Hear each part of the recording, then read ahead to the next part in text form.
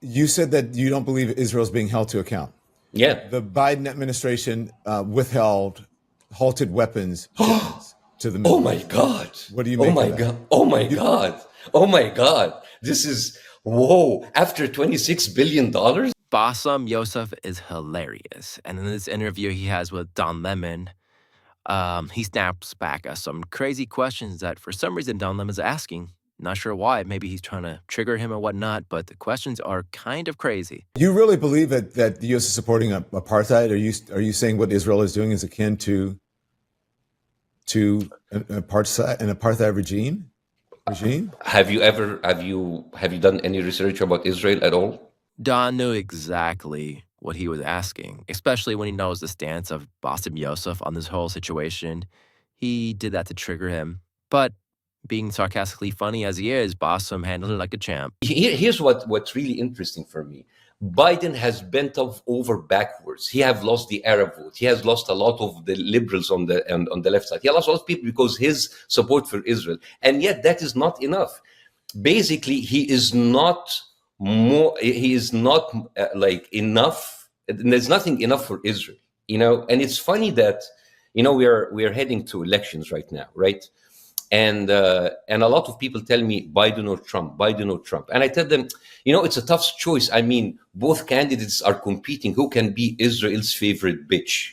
Biden, after supplying Israel with weapons, sending 26 billions of my tax dollars to them, and having his spokesman like, Weasel Kirby, gaslighting reporters in their faces every day. And after that, the Israelis are not satisfied. The conservatives on the right are bitch slapping Trump. How could you do that? How could you leave Israel? And then Trump and Kennedy on the other side, they're waiting. Oh, Israel, pick me.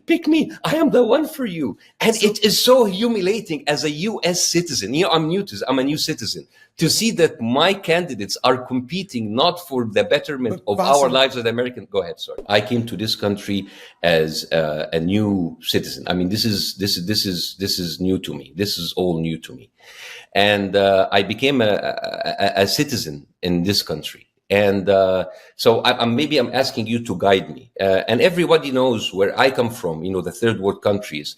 Everybody knows that whoever is in control is not really in control. Whatever president or king or leader, they are basically answering to the US, Russia, or China, or France, whatever superpower is there. And then I come to the States, the land of the free, a country that is by the people, for the people. And I still remember the oath of allegiance that I have recited in front of a judge when I had my American citizenship. And it goes like, I hereby declare on oath that I absolutely and entirely renounce any other allegiances, all allegiances and fidelity to any foreign prince, potentate, state, or sovereignty of whom to which I have therefore been a subject of citizen. And I would support the United States and its laws, right? And then we give a brochure telling us how important it is to vote. And they give me a form, and I registered as a voter the first day I became a citizen. I was very happy, and I was very happy to vote. Then comes to voting. All of the candidates, whether Republicans or Democrats, they are telling you in your faces that they support Israel.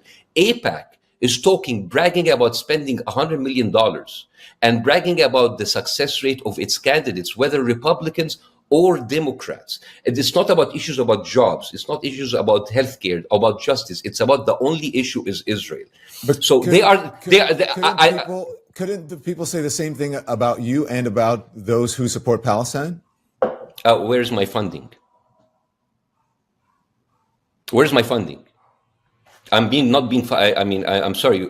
How can you compare me with an AIPAC, with like a lobby that has pledged to pay $100 million, and in return they are bringing $26 billion to Israel? This is the best ROI I have ever seen in my life. How can you compare individuals like me who go to do comedy or have an account to social media? How do you compare that by the power of be that braggly openly tells you that we control your politicians, and you as an American are okay with this? How can you be okay with this as an American? Because I'm new to this. Are you guys used to that? Are you used to that kind of humiliation? Honestly, I think Don should be asking these questions to like Piers Morgan or Candace or one of them. Don't ask this guy. This guy, you know where he stands. Like, you're just asking for it, and he's giving it to you. What I'm responding to you is you saying when you took your pledge, you said you had to pledge allegiance to America and renounce allegiance to any other country. Yes. And so That is where my question lies. If Ah, you okay. believe- How is my allegiance? Where is in any of what I just said right now can be considered an allegiance to a foreign country? I am an American citizen, and I don't want my taxpayers' money be sent to a country that has been violating international laws. I have not mentioned anything. I'm talking about Palestinians. I don't think I have allegiance to Hamas or the West Bank or Gaza, because that would be stupid, right? So basically, where is my allegiance? My allegiance is the United States. On the other side, the American politicians are openly wearing IDF uniforms in Congress, like Brian Mast, and they are bragging about taking money from Israel and sending money back to Israel, while me and you paying the tax dollar money in order to finance that. I mean, again, can you repeat? Can you just like let me know where would whatever I just said right now shows that I have allegiance to any other country? Where? Bassem, I'm asking you a question because I No, you just asked me, and I'm just clarifying. You said like if the same could be said about you. Yeah. Where's my double where's my double loyalty? Well, if folks, when sending in aid and giving money to help the people in Gaza, some of that money would possibly go to help Hamas. That's what they believe. Some of those supplies may go to actually help Hamas. I think what the American people believe. Again, this is not my belief, but I think what but I'm sorry, you said some of the money, like the flour massacre, that people were killed as they were collecting the flour. That is the kind of money that Hamas was taking. If you'll let me get in, okay. What American people will say is that there's no Hamas on the other side. There's no Hamas comparison in Israel. So let's talk about Hamas. How did Hamas originate? And I'm sorry, and can I just like a pop quiz? 2019, who said this? In order to prevent the establishment of a Palestinian state, Netanyahu. So Netanyahu, basically, he was caught on tape many times bragging about sending money to Hamas. So every time you tell me Hamas, I will tell you Netanyahu. So can we just like enough of that, because I'm really sick and tired of like this same conversation again. You guys are talking about Hamas, and Hamas has been bolstered and being financed under the eyes and nose of Netanyahu. So I don't even know what kind of conversation we're having. I don't know if listen, Bassem. I don't know if it's just a language thing where, because you keep asking me, I'm asking questions. I'm not saying that I believe anything, but I have to ask you questions. So I don't represent America in this conversation. I don't represent Israel in this conversation. I don't represent Palestine in this conversation. I represent a journalist who's asking questions. And because there's no one who is an Israeli here or is a Jewish on this side, I'm simply playing devil's advocate to you.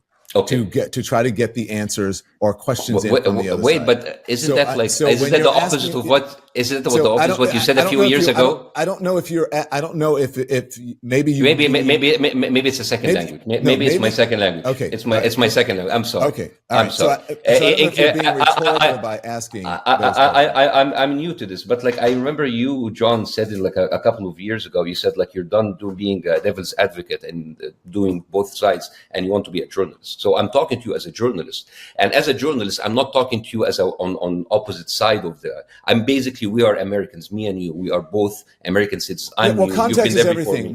Context is everything. When I said I'm sick of doing both sides, that was in relation specifically into American politics and Donald Trump and his administration and his lies.